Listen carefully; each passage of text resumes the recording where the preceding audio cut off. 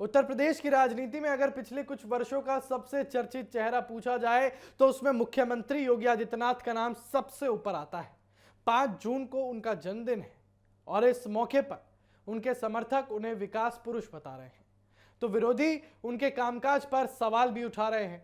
लेकिन एक बात तय है कि पिछले 9 वर्षों में उत्तर प्रदेश की राजनीति, प्रशासन और विकास की चर्चा जब भी होती है तो योगी आदित्यनाथ केंद्र में जरूर दिखाई देते हैं। साल 2017 में जब योगी आदित्यनाथ ने उत्तर प्रदेश की कमान संभाली थी, तब प्रदेश के सामने कानून व्यवस्था, निवेश, रोजगार और बुनियादी ढांचे जैसी बड़ी चुनौतियां थी। उस समय शायद किसी ने सोचा होगा कि कुछ वर्षों बाद Uttar Pradesh expressway, airport, defence corridor धार्मिक पर्यटन के बड़े मॉडल के रूप में चर्चा में रहेगा। और आज सरकार दावा करती है कि राज्य ने विकास की नई रफ्तार पकड़ी है और यही वजह है कि योगी सरकार लगातार अपने कामकाज को उपलब्धियों के तौर पर पेश करती रही है। और अगर विकास की बात करें तो सबसे पहले चर्चा होती है इंफ्रास्ट्रक्चर की। Purvanchal expressway, Bundelkhand expressway, Ganga expressway और जेवन में बना हुआ नोएडा इंटरनेशनल एयरपोर्ट, इन परियोजनाओं को योगी सरकार अपनी सबसे बड़ी उपलब्धियों में जो है वो गिनती है। और सरकार का दावा है कि इन परियोजनाओं से न केवल यात्रा आसान होगी बल्कि निवेश और रोजगार के नए अवसर भी पैदा होंगे। खासकर जेवर एयरपोर्ट को उत्तर भारत के सबसे बड़े आर्थिक गेटवे के रूप में देखा जा रहा है। लेकिन योगी सरकार की पहचान सिर्फ सड़कों और एयरपोर्ट तक सीमित नहीं है।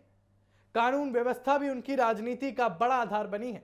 जीरो टॉलरेंस, बुलडोजर एक्शन, ये शब्द राष्ट्रीय राजनीति में चर्चा का विषय बन चुके हैं। और सरकार का दावा है कि अपराधियों और माफियाओं के खिलाफ सख्त कार्रवाई से प्रदेश में सुरक्षा का माहौल बेहतर हुआ है। और यही कारण है कि भाजपा के नेता अक्सर कहते हैं कि उत्तर प्रदेश की छवि में बड़ा बदलाव आया है। अब बात करते हैं उस मुद्दे की जिसने योगी मॉडल को राष्ट्रीय स्तर पर पहचान दिलाई, और वो है धार्मिक और सांस्कृतिक विकास। अयोध्या, काशी, मथुरा, विंध्याचल और ऐसे कई धार्मिक स्थल हैं जिनके विकास पर सरकार ने विशेष ध्यान दिया। अयोध्या में राम मंदिर बनने के बाद वहां आने वाले श्रद्धालुओं की संख्या में भारी वृद्धि हुई। सरकार का तर्क है कि धार्मिक आस्था को पर्यटन और रोजगार से जोड़कर स्थानीय अर्थव्यवस्था को भी मजबूती मिली है। निवेश के मोर्चे पर भी उत्तर प्रदेश को लेकर नई तस्वीर पेश की गई है। एक समय निवेशकों के लिए चुनौतीपूर्ण माने जाने वाले प्रदेश को आज बड़े निवेश प्रस्ताव मिलने की बात कही जाती है। Electronics, data centre, defence manufacturing, food processing जैसे क्षेत्रों में नई परियोजनाओं को बढ़ावा दिया गया है।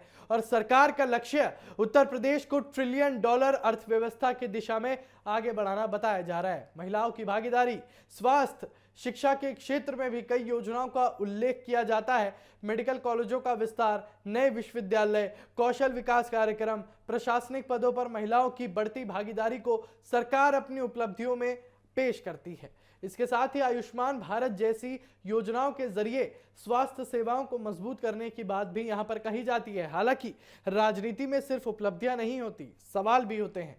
विपक्ष लगातार बेरोजगारी, महंगाई, किसानों की समस्याओं और कुछ सरकारी दावों पर सवाल उठाता रहा है। और यही लोकतंत्र की खूबसूरती है कि सरकार अपने काम गिनती है और विपक्ष उन दावों को उनकी ऊपर पड़ताल करता है। लेकिन इस समय इसमें कोई दो राय नहीं है कि योगी आदित्यनाथ आज उत्तर प्रदेश की राजनीति के सबसे प्रभावशाली नेताओं में शामिल हैं। और 2027 के विधानसभा चुनाव की चर्चा भी उनके नाम के बिना अधूरी मानी जाती है। तो कुल मिलाकर योगी आदित्यनाथ का ये जन्मदिन सिर्फ एक नेता का जन्मदिन नहीं बल्कि उत्तर प्रदेश की 9 साल की उस राजनीतिक यात्रा पर चर्चा का मौका भी है जिसने राज्य की दिशा और बहस दोनों को बदल दिया। समर्थक इसे विकास और सुशासन का मॉडल बताते हैं, जबकि आलोचक अभी भी कई सवाल उठाते हैं। लेकिन इतना जरूर है कि आज उत्तर प्रदेश की राजनीति में योगी आदित्यनाथ एक ऐसा नाम बन चुके हैं जिसके इर्द गिर्द आने वाले वर्षों की राजनीति भी घूमती नजर आती है।